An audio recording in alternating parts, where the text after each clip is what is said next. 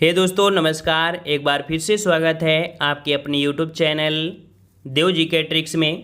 तो दोस्तों हम लोग यहाँ पर लेखपाल से संबंधित ग्रामीण परिवेश का यहाँ पर टेस्ट लगाएंगे और देखेंगे कि किस प्रकार के आपके प्रश्न पूछे जाते हैं। यहाँ पर आपको दो टेस्ट पेपर आपके सॉल्व कराए जाएंगे जो कि आपके कह सकते हैं कि आपके सुबह पाली का और शाम पाली के ये पेपर हैं। तो आप इससे समझ सकते हैं कि किस प्रकार के ग्रामीण परिवेश होंगे, कैसे क्वेश्चन आपके पूछे जाते हैं। तो चलते ही स्टार्ट करते हैं। और हमने सुबह भी बता दिया था कि जिन बच्चों को पीडीएफ चाहिए, ठीक है, तो उनको न्यूनतम पेमेंट आपको पे करना पड़ेगा 50 रुपये। उसमें से ग्रामीण परिवेश की यहाँ पर पीडीएफ प्रोवाइड कराई जाएगी। उसके लिए हमने आपको नंबर भी दिया था 74 59 94 2012। ये हमारा व्हाट्सएप नंबर है, यही हमारा टेलीग्राम नंबर भी है, ठीक है। तो इसमें से अगर आप इच्छुक हैं तो आप मैसेज कर सकते हैं। वहाँ पर आपको पेमेंट का मेथड दे दिया जाएगा कि किस प्रकार से आपको पेमेंट करना है और आप यहाँ पर पीडीएफ प्राप्त कर सकते हैं। चलिए स्टार्ट करते हैं। और यहाँ पर देख सकते हैं कि 2015 में यहाँ पर सुबह पाली का जो पेपर था, ये क्वेश्चन आपके पूछे गए थे। यहाँ पर क्वेश्चन आपसे पूछा गया है कि स्वच्छ भारत मिशन ग्रामीण के अंतर्गत ग्रामीण क्षेत्रों में शौचालयों के निर्माण के लिए नवंबर 2014 में उत्तर प्रदेश सरकार ने यहाँ पर कितने रुपए करोड़ का प्रावधान किया था, कितने करोड़ रुपए का प्रावधान किया है। तो याद रखिएगा कि ऐसे क्वेश्चन आपके पूछे गए थे। तो इसका मतलब ये है कि जो आपके बजट है, बजट से क्वेश्चन आपके बनने हैं। यहाँ पर आपको ऑप्शन आपका हो जाएगा बी नंबर, आपका 685 करोड़ रुपए का प्रावधान किया गया था जो कि शौचालयों के निर्माण के लिए, ठीक है। अगले पॉइंट की ओर बढ़ते हैं। पॉइंट अगला पूछा गया है जो कि आपके जनगणना से क्वेश्चन पूछा गया है, ठीक है। तो यहाँ पर देख सकते हैं, कह रहा है आपसे यहाँ पर कि भारत की जनगणना 2011 के अनुसार उत्तर प्रदेश का प्रति वर्ग किलोमीटर जनसंख्या घनत्व। तो यहाँ पर यूपी का जनघनत्व जो आपका है वो कितना है, तो याद रखिएगा ऑप्शन राइट आपका फर्स्ट हो जाएगा आपका 829, ठीक है। 829 ये आपके यूपी का जनघनत्व है, ठीक है। अब योजनाओं से क्वेश्चन आपके काफ़ी पूछे जाते हैं, ठीक है, जो कि आपके ग्रामीण परिवेश से होते हैं। क्वेश्चन आपका पूछा गया है कि राष्ट्रीय ग्रामीण पेयजल कार्यक्रम, जिसे हम लोग शॉर्टकट में NRDWP के नाम से जानते हैं, 2022 तक देश में हर ग्रामीण व्यक्ति को उनके घरेलू परिसरों या उनके घरों से क्षैतिज या ऊर्ध्वाधर दिशा में 50 मीटर की दूरी से कम पर कितने लीटर प्रति व्यक्ति जो है तो पेयजल उपलब्ध होना चाहिए। मतलब आपको सिंपल से कह सकते हैं कि 2022 तक आपको पेयजल मिलेगा जो कि आपके घर से यहाँ पर कितने तो 50 मीटर की दूरी पर मिल जाएगा। तो लेकिन होगा कितने लीटर, तो याद रखिएगा ऑप्शन आपका यहाँ पर डी 70 लीटर प्रतिदिन के हिसाब से पर व्यक्ति के लिए आपका है, ठीक है। तो ये आपके कह सकते हैं। अगला पॉइंट आपका यूपी जीके से देख सकते हैं कि उत्तर प्रदेश में 75 जिलों सहित कितने प्रमुख मंडल हैं। तो आपको पता है कि यूपी में आपके ज़िले कितने हैं, 75 हैं, ठीक है। जिसमें से मंडल कितने हैं, तो मंडल आपके कितने हैं, तो 18 मंडल हैं, ठीक है। तो ऑप्शन आपका डी हो जाएगा 18 मंडल।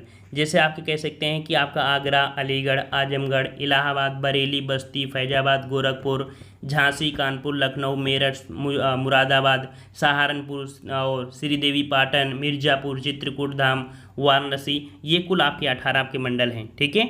अगला प्रश्न आपसे पूछा गया है, यहाँ पर आपसे कह रहा है आपसे यहाँ पर कि सामाजिक वानिकी कार्यक्रम का उद्देश्य निम्नलिखित सभी क्षेत्रों में बड़े पैमाने पर वृक्षारोपण है सिवाय। तो यहाँ पर वृक्षारोपण तो है लेकिन इसके अंतर्गत क्या शामिल नहीं है। तो याद रखिएगा कि पहला पॉइंट आपका है कि फल के लिए यहाँ पर अनुपयुक्त सार्वजनिक भूमि पर, नगरीय औद्योगिक संपदाओं में, सड़कों एवं रेल पटरियों के साथ साथ ये जो आपका है सामाजिक वानिकी कार्यक्रम का ये उद्देश्य है। लेकिन निम्नलिखित वन आरक्षित क्षेत्रों में ये पॉइंट आपके यहाँ पर इसमें से नहीं है। आप ग्रामीण परिवेश आपकी कठिन तो होती है, तो भाई ये क्वेश्चन आपके कह सकते हैं कि जब ग्रामीण परिवेश में पढ़ेंगे तो आपको सरल लगेंगे। अगला पॉइंट आपका है कि उत्तर प्रदेश में किस वर्ष में MGNRIGA अर्थात मनरेगा का प्रारंभ किया गया था। बच्चे को पता होगा, हमने आपको पढ़ाया भी है और हमने आपको बता दिया है कि प्लेलिस्ट के माध्यम से आप जाइए, वहाँ पर आपको ढेरों पीडीएफ आपको देखने को मिल जाएंगे, ठीक है। यहाँ पर आपका जवाब हो जाएगा ऑप्शन राइट आपका डी आपके 2006, ठीक है, 2006 में प्रारंभ किया गया था। अगले प्रश्न की ओर बढ़ते हैं। प्रश्न आपसे अगला पूछा गया है, यहाँ पर कह रहा है आपसे कि क्षेत्रफल की दृष्टि से उत्तर प्रदेश का भारत के राज्यों में कौन सा स्थान है। देखिए फिर यूपी जी के आ गया। अर्थात जितना ग्रामीण परिवेश मिलती जाएगी वैसे आपकी यूपी जीके भी होगा, काफ़ी महत्वपूर्ण होगा आपकी यूपी जीके अगर आप तैयार कर लेते हैं। तो यहाँ पर याद रखिएगा जो आपका यूपी है वो आपका चौथे स्थान में है क्षेत्रफल की दृष्टि से। ठीक है, नेक्स्ट पॉइंट आपका यहाँ पर पूछा गया है, कह रहा आपसे यहाँ पर 9वीं पंचवर्षीय योजना। याद रखिए पंचवर्षीय योजना तो खत्म हो गई है लेकिन एग्जाम में आना ये खत्म नहीं होगा। तो याद रखिए पंचवर्षीय योजना से क्वेश्चन बनते हैं। यहाँ पर 9वीं पंचवर्षीय योजना का जो कार्यकाल था 1997 से 2002 में था। तो ग्रामीण क्षेत्रों में बीपीएल के लिए निश्चित की गई वार्षिक पारिवारिक आय का स्तर क्या था। तो याद रखिएगा कि परिवारों के लिए जो कह सकते हैं आय होनी चाहिए वो आपकी कितनी थी। तो याद रखिए यहाँ पर 20,000। ठीक है, 20,000 ये आपकी 9वीं पंचवर्षीय योजना में आपका कहा गया था जो कि बीपीएल के लिए आपके निश्चित की गई थी। ठीक है, अगर इतनी है तो उसके पास बीपीएल कार्ड होगा। अगला पॉइंट आपसे पूछा है कि उत्तर प्रदेश में प्रमुख रेल इंजन संयंत्र कहाँ पर स्थित है। तो उत्तर प्रदेश में प्रमुख रेल इंजन संयंत्र आपके कहाँ पर है। तो याद रखें आपके कहाँ पर, तो मुगल सराय क्षेत्र में। कहाँ पर, मुगल सराय क्षेत्र में है। ऑप्शन आपके यहाँ पर सी सही हो जाएगा। अगला प्रश्न आपसे पूछा गया है, यहाँ पर आपसे कह रहा है कि उत्तर प्रदेश राजमार्ग भू नियंत्रण अधिनियम किस वर्ष में पारित किया गया था। उत्तर प्रदेश राजमार्ग भू नियंत्रण अधिनियम किस वर्ष में पारित किया गया था। तो 10 का जवाब क्या हो जाएगा, तो 10 का जवाब हो जाएगा ऑप्शन राइट आपका सी। याद रखिएगा 1945 में। ठीक है, कब किया गया था, 1945 में किया गया था। ऑप्शन आपका सी हो जाएगा।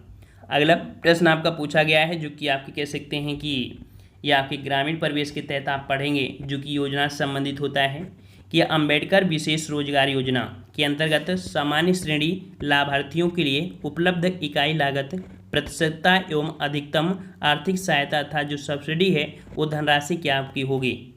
तो यहाँ पर सामान्य श्रेणी के लिए आपकी बात की गई है, सामान्य श्रेणी के लाभार्थियों के लिए आपकी है, और प्रतिशतता एवं अधिकतम आर्थिक सहायता के हिसाब से जो आपकी धनराशि होगी वो आपके यहाँ पर देख सकते हैं 25% होगी, और रुपए कितनी, तो आपके यहाँ पर 7500 रुपये। ठीक है, और अगले प्रश्न को आते हैं। प्रश्न आपसे अगला पूछा गया है, हमें पता है कि आपको ग्रामीण परिवेश से संबंधित क्वेश्चन आपको दिक्कत करेंगे, अदर तो आप आसानी से कर लेंगे। यहाँ पर दिया है मध्याह्न भोजन कार्यक्रम जिसे बोलते हैं मिड डे मील, है ना। मिड डे मील प्रोग्राम के अंतर्गत कि भोजन के पकाने, परोसने व उपभोग करने में स्वच्छता का ध्यान रखने के लिए जांच पड़ताल कितनी आवृत्ति पर करनी चाहिए।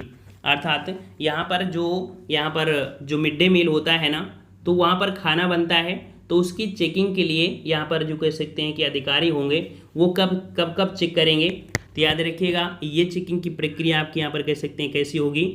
तो 12 का जवाब आपका यहाँ पर ये हो जाएगा दैनिक, अर्थात डेली इसका चेकअप होना जरूरी है मिड डे मील के अंतर्गत। ठीक है, तो आंसर आपका यहाँ पर ये हो जाएगा। अगला पॉइंट आपसे पूछा गया है, कह रहा आपसे उत्तर प्रदेश राज्य के वित्तीय स्वास्थ्य की देखभाल तथा सरकारी लेन देनों में पारदर्शिता लाने के लिए कौन सी वेबसाइट आपकी तैयार की गई है। तो यहाँ पर वित्तीय स्वास्थ्य है ना, वित्तीय स्वास्थ्य की देखरेख के लिए है और सरकारी लेन देन के लिए। तो यहाँ पर भी वेबसाइट आपकी कौन सी है, तो केसवानी। ठीक है, कौन सी आपकी है, केसवानी है। अगला पॉइंट आपसे पूछा गया है कि मध्य भारत में 1 बीघा कितने हेक्टेयर के बराबर होता है मध्य भारत में। तो यहाँ पर आपके मध्य भारत अर्थात आप सीख सकते हैं आपके यूपी में भी है। तो यहाँ पर आप कह सकते हैं कि 1 हेक्टेयर जो बराबर होता है वो आपके कितने, तो ऑप्शन आपका यहाँ ए हो जाएगा आपका 0.2529 हेक्टेयर, ये आप कह सकते हैं। ऑप्शन आपका यहाँ पर फर्स्ट हो जाएगा। ठीक है, और यहाँ पर अगले पॉइंट को आते हैं। पॉइंट आपसे अगला पूछा गया है, कह रहा आपसे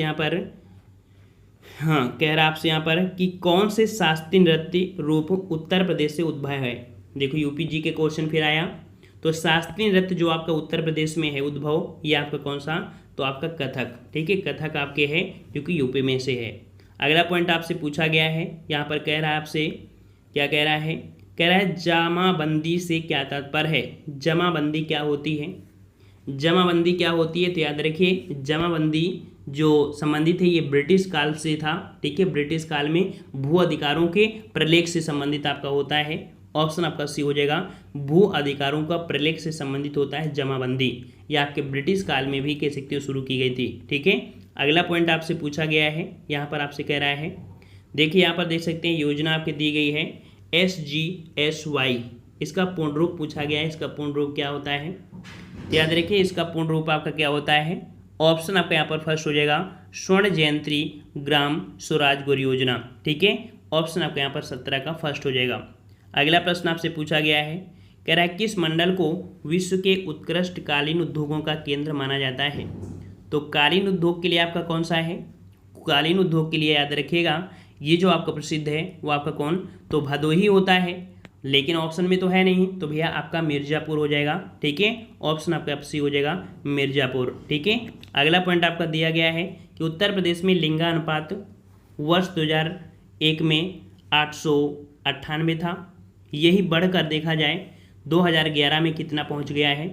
तो यहाँ पर आपका 19 का ऑप्शन आपका कौन सा हो जाएगा, तो आपका जवाब यहाँ पर कह सकते हैं आपका हो जाएगा यहाँ पर सी नंबर 912। ठीक है, 2001 में कितना था 898 है ना, और 2011 में कितना, तो आपका 912 हो गया है। ठीक है, तो ये क्वेश्चन आपका बन सकता है।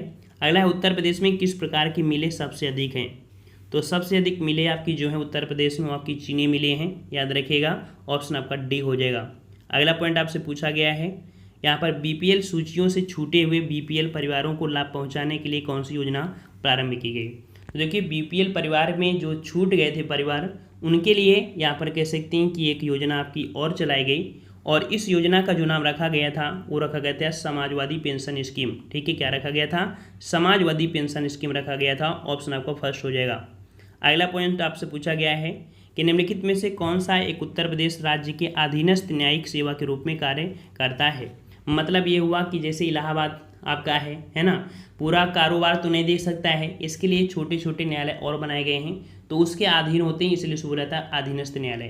तो यहाँ पर अधीनस्थ न्यायालय जो आपका है वो आपका कौन सा, तो इटावा जिला न्यायालय, ये कह सकते उत्तर प्रदेश राज्य के अधीनस्थ न्यायिक सेवा के रूप में कार्य करता है, ऑप्शन आपका डी हो जाएगा। अगला प्रश्न आपसे पूछा गया है, यहाँ पर कह रहा है आपसे कि ब्रिटिश काल के दौरान उत्तर प्रदेश में भूमि पंजीकरण किस अधिकारी द्वारा किया जाता था।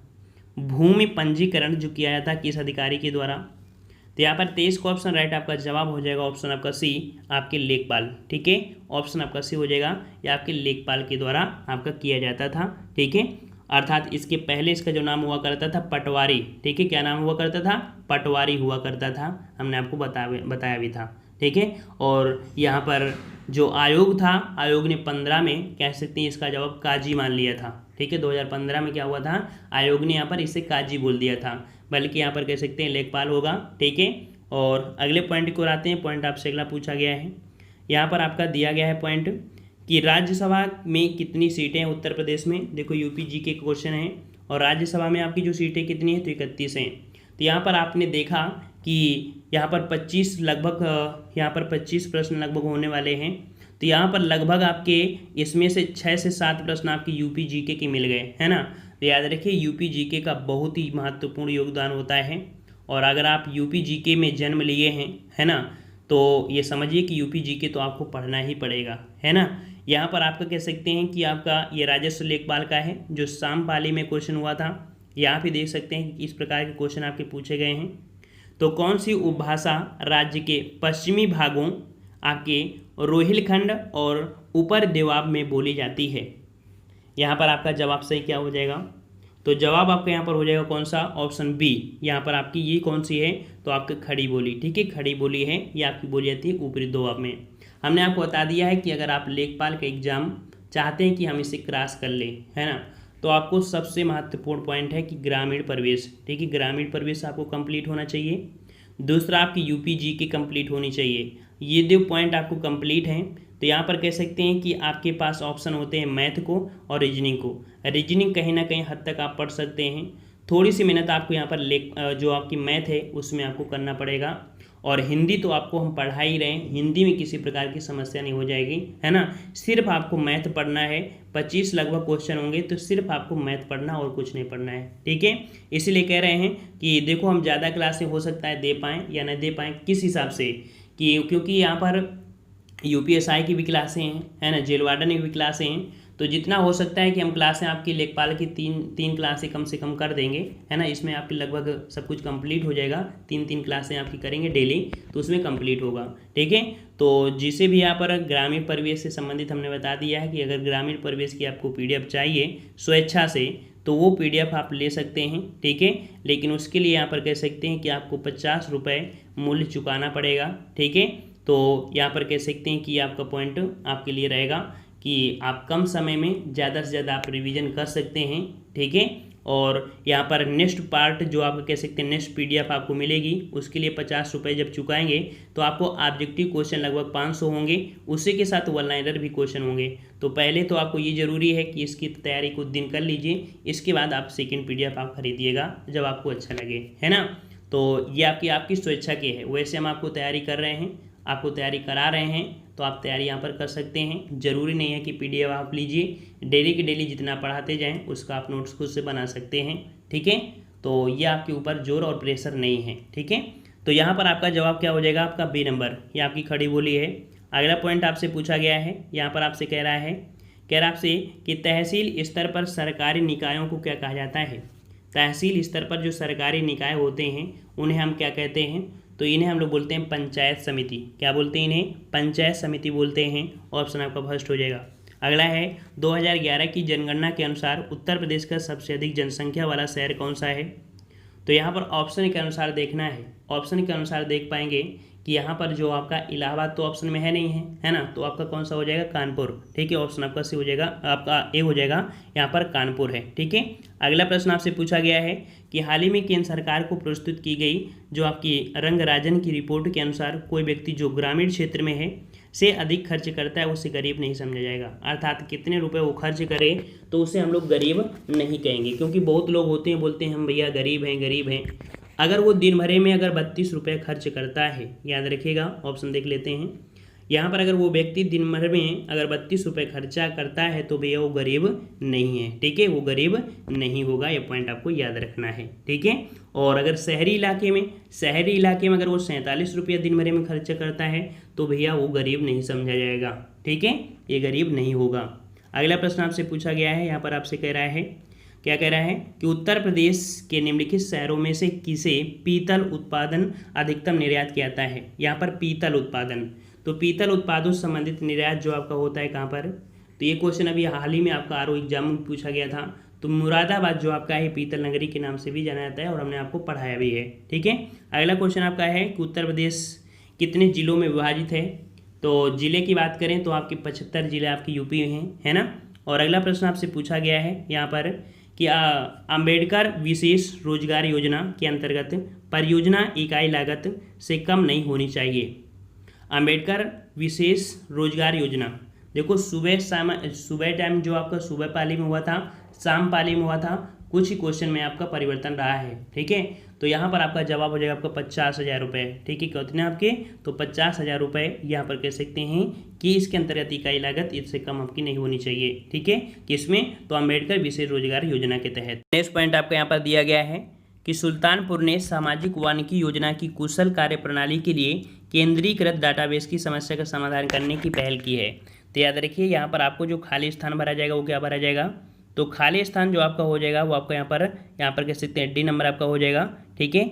यहाँ पर खाली स्थान में आपका डी भरा जाएगा कि राष्ट्रीय सूचना केंद्र अर्थात NIC जो आपका है इसके तहत सामाजिक वानिकी योजना की कुशल कार्य प्रणाली के लिए डेटाबेस की समस्या का समाधान करने के लिए पहल आपकी की गई है, ठीक है, राष्ट्रीय सूचना केंद्र के द्वारा। अगला प्रश्न का आपके आते हैं, प्रश्न आपसे अगला पूछा गया है, यहाँ पर कह रहा है कि उत्तर मध्य रेलवे का मुख्यालय कहाँ स्थित है। उत्तर मध्य रेलवे का मुख्यालय आपके यूपी से संबंधित आपका है। तो याद रखिए उत्तर मध्य रेलवे आपका कहाँ पर है, तो आपके इलाहाबाद में, ठीक है, इलाहाबाद में है।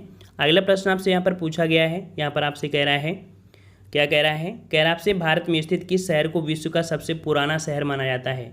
विश्व का सबसे पुराना शहर जो माना जाता है, याद रखिएगा आपकी किसको मानते हैं, तो ये जो आपका वाराणसी है, ठीक है, वाराणसी है, इसे माना जाता है, ठीक है। तो ऑप्शन राइट आपका बी हो जाएगा, वाराणसी। लगभग इसे देखा जाए तो आपके 5000 वर्ष इसे पुराना माना जाता है, ठीक है।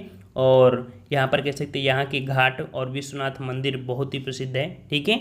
अगले प्रश्न को आते हैं, प्रश्न आपसे अगला पूछा गया है, यहाँ पर आपसे कह रहा है, क्या कह रहा है कि चमड़े की वस्तुओं के लिए प्रसिद्ध जिले, चमड़े की वस्तुएं, और चमड़े की वस्तु के लिए आपका आगरा है और कानपुर, ठीक है, आगरा कानपुर ये आपके जाने जाते हैं। अगला प्रश्न आपसे पूछा गया है कि इंदिरा आवास योजना जो कि एक केंद्र समर्पित योजना है का राज्य सरकार के साथ लागत सहभागी अनुपात क्या है। हमने आपको यूपी जीके जब पढ़ाया था, माफ़ करिए, जब हमने आपको बताया था ग्रामीण परिवेश, तब आपको थ्योरी में हमने बताया था कि इंदिरा आवास योजना के तहत इसमें से केंद्र का और राज्य का कितना अनुपात होगा। तो याद रखिए कि इसमें केंद्र का आपका 75% और यूपी का या कह सकते हैं किसी भी राज्य का जो आपका होगा 25%। तो केंद्र का कितना 75% और आपके राज्य का आपका 25%, ये आपका कह सकते हैं अनुपात रहेगा आपके इंदिरा आवास योजना में। ठीक है, अगला पॉइंट आपसे पूछा गया है कि भू कृषि का रिकॉर्ड कौन सा करता है। भू कृषि का जो रिकॉर्ड होता है ना, तो इसे बोला जाता है हम लोग गिरदावारी। क्या बोलते हैं उसे? गिरदावारी बोलते हैं। ऑप्शन आपको यहाँ पर फर्स्ट हो जाएगा। भू कृषि का जो रिकॉर्ड होता है वो गिरदावरी कहलाता है। यह एक प्रकार का क्या होता है, फसल सर्वे है जो साल में 2 बार होता है। ठीक है, साल में 2 बार होता है। जमाबंदी क्या होती है? तो जमाबंदी होती है किसान की समस्त कृषि भूमि का विवरण जो रजिस्टर में होता है उसे जमाबंदी कहते हैं।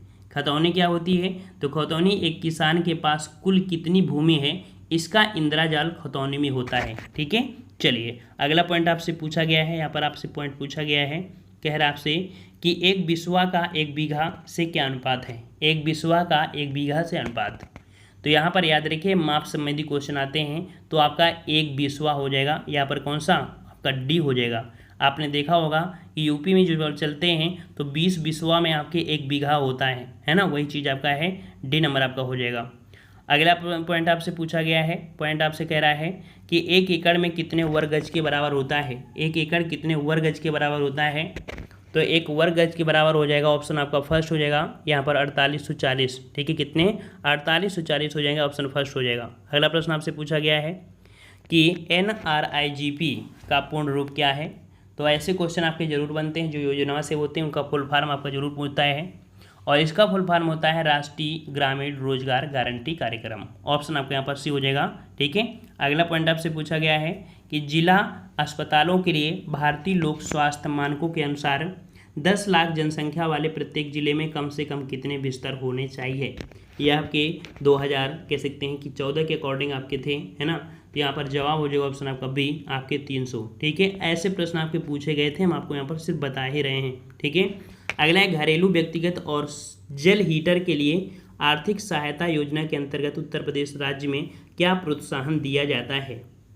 तो घरेलू व्यक्तिगत सौर जल हीटर आदि के कह सकते हैं आर्थिक सहायता योजना के लिए जो प्रोत्साहन होता है, ये प्रोत्साहन जो आपका होता है वो कह सकते हैं बट्टा। ठीक है, ऑप्शन आपका यहाँ पर बी हो जाएगा, आपके बट्टे के लिए होता है। ठीक है, बट्टा ये कह सकते हैं जिसे हम लोग कर छूट दी जाती है। ठीक है, इसके अंतर्गत बट्टा ये कह सकते हैं कर छूट दी जाती है इन सहायता इन योजनाओं के लिए। ठीक है, अगर ये योजनाएं लेते हैं तो आपको ये छूट मिल जाएगी, इस प्रकार से आपका होता है।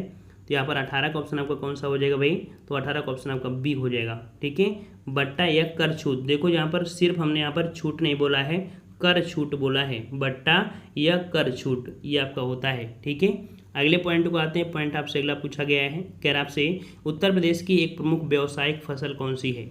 व्यावसायिक फसल आपकी कौन सी है भैया, तो उत्तर प्रदेश की व्यावसायिक फसल आपकी कौन सी, गन्ना। ठीक है, कौन सी आपकी है, गन्ना है, ये पॉइंट आपको याद रखना है। अगला पॉइंट आपसे पूछा है कि वो एक ग्राम में ग्राम के वार्डों से चुने गए कितने सदस्य होते हैं जिन्हें पंच कहा जाता है। आपने यहाँ पर पंच का नाम सुने होंगे, सरपंच जिसे बोलते हैं ना। तो एक वार्ड में कम से कम 7 से लेकर 17 तक हो सकते हैं। ऑप्शन आपके यहाँ पर बी हो जाएंगे, आपके यहाँ पर 7 से 17। पुराने ज़माने में 5 लोग कह सकते हैं बोलते थे ना, सरपंच हो गए, है ना। लेकिन अब जो आपके होना चाहिए तो न्यूनतम आपके 7 होंगे, मैक्सिमम आपके 17 कह सकते हैं मेंबर जिन्हें बोलते हैं वो आपके हो जाएंगे। ठीक है, अगले प्रश्न को आते हैं। प्रश्न आपसे अगला पूछा गया है, कह रहा आपसे यहाँ पर कह रहा है कि उत्तर प्रदेश के उच्च न्यायालय के मुख्य न्यायाधीश की नियुक्ति कौन करता है। देखिए यहाँ पर उत्तर प्रदेश के उच्च न्यायालय या कोई भी आपका कह सकते हैं किसी भी राज्य के उच्च न्यायालय के न्यायाधीश आपका करेगा, आपको कौन करेगा, तो आपका राष्ट्रपति करेगा। हमने आपको मॉर्निंग जीके में भी आपको करवाया था आपके पिछले ही क्लास में, है ना। तो ये पॉइंट आपका आ गया। जीके जो हम पढ़ाते हैं आप उसको पढ़ते रहिए, आप 100% आपको सफलता मिल जाएगी जीके में। ठीक है, अगले पॉइंट को बढ़ते हैं। पॉइंट आपको पूछा गया है, कह रहा आपसे यहाँ पर कि उत्तर प्रदेश में एक वर्ष में न्यूनतम कितनी ग्राम सभा की बैठक अर्थात मीटिंग होनी चाहिए। तो भैया यहाँ पर दिया गया है एक वर्ष में, तो जिस प्रकार से लोकसभा राज्यसभा होती हैं वैसे ये भी होती हैं। तो तो यहाँ पर 22 का ऑप्शन आपका क्या हो जाएगा, डी नंबर। यहाँ पर 2 होती हैं, मतलब प्रत्येक 6 माह के तहत आपकी होती रहती हैं, ठीक है, 6 माह में होती हैं, जैसे आपकी लोकसभा राज्यसभा, ऐसे इनकी भी मीटिंग आपकी होती रहती है। अगला प्रश्न आपसे पूछा है कि मध्याह्न भोजन कार्यक्रम के अंतर्गत विद्यालय स्तर पर बच्चों के न्यून भार के प्रतिशत का आकलन किस आवृत्ति पर किया जाना चाहिए। तो यहाँ पर कह सकते हैं न्यून भार के प्रतिशत के आकलन किस आवृत्ति पर किया जाना चाहिए। देखिए भोजन कार्यक्रम के तहत यहाँ पर आप कह सकते हैं अर्धवार्षिक, ठीक है, 24 का ऑप्शन आपका क्या हो जाएगा, यहाँ पर ये नंबर हो जाएगा कि मध्याह्न भोजन कार्यक्रम के अंतर्गत विद्यालय स्तर पर बच्चों की न्यून भार की प्रतिशतता का आकलन जो आपका है वो आपके अर्धवार्षिक पर करना चाहिए। अगला पॉइंट आपका दिया है, कह रहा है MGNRIG, ठीक है, मनरेगा जो आपकी है, हमने बताया था, है ना, मनरेगा 2006 में आपका स्टार्ट हुआ था। तो यहाँ पर कह सकते हैं इसके अंतर्गत केंद्र और राज्य के बीच जो निर्धारण है कितने अनुपात का रहेगा। तो केंद्र और राज्य का हमने बताया था, केंद्र का 75% और राज्य का 25%, ये आपको कह सकते हैं रहता है, ठीक है। तो मनरेगा मतलब महात्मा गांधी राष्ट्रीय ग्रामीण रोजगार योजना, है ना, तो ये आपको हो जाएगा ऑप्शन आपका यहाँ पर डी हो जाएगा। तो हमने यहाँ पर आपको टेस्ट पेपर सॉल्व कराया आपके 2, एक मॉर्निंग में, मतलब कि कह सकते हैं कि जो मॉर्निंग में पूछा गया था और आपका इवनिंग में, अर्थात सुबह शाम दोनों पाली का हमने कंप्लीट करा दिया है। 50 क्वेश्चन आपको कंप्लीट कराए हैं ताकि आप देख सकें कि किस प्रकार के क्वेश्चन आपके पूछे जाते हैं, ठीक है। तो यहाँ पर देख सकते हैं ग्रामीण परिवेश का भी काफ़ी अच्छे क्वेश्चन हैं और आपकी यूपी जीके अगर आप पढ़ते हैं तो काफ़ी हद तक तो आपका यूपी जीके ही कवर कर लेगा, है ना। अब ग्रामीण परिवेश के लिए हमने यहाँ पर कह सकते हैं कि हमारे पास समय जो है वो लिमिट है, क्योंकि यहाँ पर नोटिफिकेशन ज़्यादा जाता नहीं है, तो यहाँ पर हम 4-5 ही क्वेश्चन आपको मतलब क्लासें दे पाते हैं, जैसे मॉर्निंग में 7 बजे, फिर आपको 10 बजे, फिर शाम को 5 बजे, फिर 9:30 मतलब 8:30 बजे, ये 4 क्लासें हैं। लेकिन ये क्लासें अब आपकी बढ़ा देंगे, ठीक है, क्लासों की संख्या बड़ी कर देंगे, ज़्यादा कर देंगे, जिसमें से आपकी जीके की भी क्वेश्चन हो जाएंगे, ग्रामीण परिवेश की भी हो जाएंगे। जो बच्चे इच्छुक हैं तो हमने बता दिया है कि हमारा जो व्हाट्सएप नंबर है 74 59 94 2012, ठीक है, तो उसमें से आप PDF भी आप प्राप्त कर सकते हैं। इसके लिए आपको न्यूनतम पेमेंट आपको यहाँ पर करना पड़ेगा 50 रुपये, ठीक है, उसमें से आपको मिल जाएगा। और इसके बाद कह सकते हैं कि लगभग 10 दिन बाद, 10 या 5 दिन बाद आपको एक PDF आपकी और तैयार की जा रही है, जो कि वन लाइनर भी होगी और लगभग 500 आपके ऑब्जेक्टिव क्वेश्चन होंगे। तो वो ऑब्जेक्टिव क्वेश्चन अगर आप पढ़ लेंगे तो उम्मीद है कि ऐसे क्वेश्चन आपको वहीं से मिल जाएंगे, है ना। तो अभी आप लेना चाहते तो ये ले सकते हैं, ठीक है। और यहाँ पर कह सकते हैं कि ये जो अगर लेंगे तो आपको थोड़ा समय लेना पड़ेगा, है ना। तो इस नंबर में आप मैसेज कर सकते हैं अगर इच्छुक हैं तो। वैसे हम आपको ज़बरदस्ती नहीं कहते हैं, हम आप तो यही कहते हैं कि आप जो हम पढ़ाते जाएँ उसके नोट्स बनाते जाएँ, ठीक है। हमेशा से आप बोलते हैं जो हम पढ़ाते जाएँ नोट्स बनाते जाएँ। बस काफ़ी बच्चे होते हैं कि सर PDF चाहिए, PDF चाहिए, इस कारण से ये PDF का हमने रेट रखा है ताकि वो लोग पढ़ें, ठीक है। और हम भी यहाँ पर टाइपिंग के लिए देते हैं, हर एक क्वेश्चन का 2 रुपये देते हैं जिसे आपको पढ़ाते हैं। तो कह सकते हैं भैया इसमें ज़रूरत आपको पड़ेगी, तो इस कारण से आपसे पेमेंट हम ले रहे हैं, ठीक है। वैसे हमारी कोई ये नहीं थी कि आपसे पेमेंट ले, लेकिन जब पैसा इन्वेस्ट करना है तो भैया आपसे थोड़ी से थोड़ी हेल्प चाहिए आप लोगों से, ठीक है। तो ये कह सकते हैं इस नंबर पे आप लोग मैसेज कर सकते हैं टेलीग्राम पे, या आप कह सकते हैं व्हाट्सएप में कर सकते हैं। और अगर आपको चाहिए तो पेमेंट मेथड आपको मिल जाएगा उसी पर, तो आपको बता दिया है किस प्रकार से आपको पेमेंट करना है, ठीक है। तो पसंद आया तो वीडियो लाइक करें, चैनल को भी सब्सक्राइब करें और वीडियो को ज़्यादा से ज़्यादा शेयर करें। और क्लास आपके यहाँ पर कह सकते हैं हमने यहाँ पर डेमो के तौर पर आपको यहाँ पर दिखा दिया है, ऐसे आपके क्वेश्चन होते हैं। और ऑलरेडी हमने प्लेलिस्ट में आपको बहुत सारे आपको प्रैक्टिस सेट हमने सॉल्व करा दिया है, तो उनको भी आप देख सकते हैं, ठीक है। बेस्ट बुक कौन सी है उसको भी आप वहाँ पर देख सकते हैं, ठीक है। आज की वीडियो इतना ही, धन्यवाद, जय हिंद, जय भारत।